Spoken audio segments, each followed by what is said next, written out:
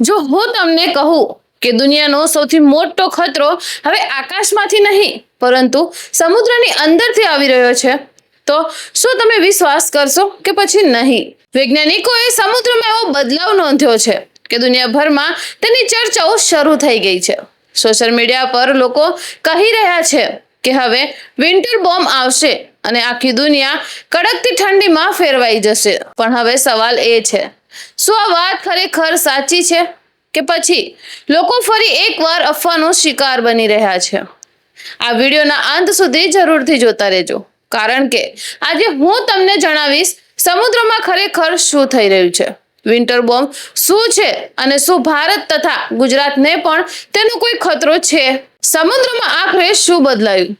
તો મિત્રો, પૃથ્વી પરનું લગભગ 70% ક્ષેત્ર સમુદ્રથી ઢંકાયેલું છે અને સમુદ્ર માત્ર પાણીનો મોટો જથ્થો નથી, તે આખી દુનિયાનું હવામાન નિયંત્રણ કરે છે. તાજેતરમાં વૈજ્ઞાનિકોએ જોયું કે દુનિયાના ઘણા સમુદ્રમાં પાણીનું તાપમાન સામાન્ય કરતા ઘણું વધી ગયું છે. જ્યારે સમુદ્ર વધુ ગરમ થાય છે ત્યારે તે હવામાન વધુ ભેજ છોડે છે અને આ ભેજ આગળ જઈને ભારે વરસાદ, શક્તિશાળી વાવાઝોડું અને અચાનક હવામાનમાં ફેરફારનું કારણ બને છે. વિન્ટર બોમ્બ શું છે? હવે વાત કરીએ તે શબ્દની જે હાલમાં સોશિયલ મીડિયા પર સૌથી વધુ વાયરલ થઈ રહ્યું છે. વિન્ટર બોમ્બ એટલે ઘણા લોકો માને છે કે આ કોઈ નવી કુદરતી આફત છે, પરંતુ એવું નથી. તેનું સાચું નામ છે બોમ્બ સાયક્લોન. આ શિયાળામાં બનતું એવું શક્તિશાળી તોફાન છે જેમાં હવાનું દબાણ ખૂબ જ ઝડપથી ઘટી જાય છે. ત્યારબાદ ભારે બરફવર્ષા, જબરજસ્ત પવન અને હિમવર્ષાનો તાંડવ જોવા મળે છે. આવી ઘટનાઓ ખાસ કરીને અમેરિકા, કેનેડા અને કેટલાક યુરોપિયન દેશમાં વધુ જોવા મળે છે. તો શું આખી દુનિયામાં ખાલી ઠંડી પડશે?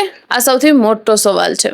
હાલ સુધી કોઈ વૈજ્ઞાનિકે એવો દાવો કર્યો નથી કે આખી દુનિયા અચાનક બરફ બની જશે.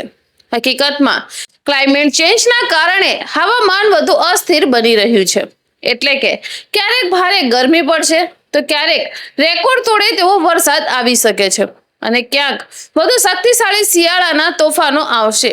એટલે વિન્ટર બોમ્બનો અર્થ આખી દુનિયામાં ઠંડી નહીં, પણ કેટલાક વિસ્તારોમાં અત્યંત ખતરનાક શિયાળુ તોફાન છે.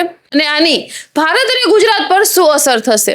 તો વાત કરીએ, ભારતમાં પણ છેલ્લા કેટલાક વર્ષોમાં હવામાન ઝડપથી બદલાઈ રહ્યું છે. ક્યાંક અચાનક ભારે વરસાદ છે તો ક્યાંક લાંબી ગરમી અને ક્યાંક પૂર જેવી પરિસ્થિતિ. અને ગુજરાતમાં પણ છેલ્લા વર્ષોમાં વરસાદનું સ્વરૂપ બદલાતું જોવા મળ્યું છે. વૈજ્ઞાનિકોનું માનવું છે કે જો ગ્લોબલ વોર્મિંગ આ જ રીતે વધતું રહેશે તો ભવિષ્યમાં આવી અતિરેક હવામાનની ઘટનાઓ વધુ વધી શકે છે. એટલા માટે હવામાન વિભાગની ચેતવણીઓને અવગણવી એ યોગ્ય નથી. તો મિત્રો, સમુદ્રમાં બદલાવ ખરેખર થઈ રહ્યો છે, પરંતુ આખી દુનિયા બરફ બની જશે જેવી વાયરલ વાતો હાલમાં સાચી નથી. સાચી વાત એ છે કે ક્લાઇમેટ ચેન્જના કારણે હવામાન વધુ અનિશ્ચિત અને વધુ ખતરનાક બનતું જઈ રહ્યું છે. હવે તમે જણાવો, શું તમને લાગે છે કે આગામી વર્ષોમાં કુદરતી આફતો વધશે? તમારો અભિપ્રાય કમેન્ટ બોક્સમાં જરૂરથી લખજો.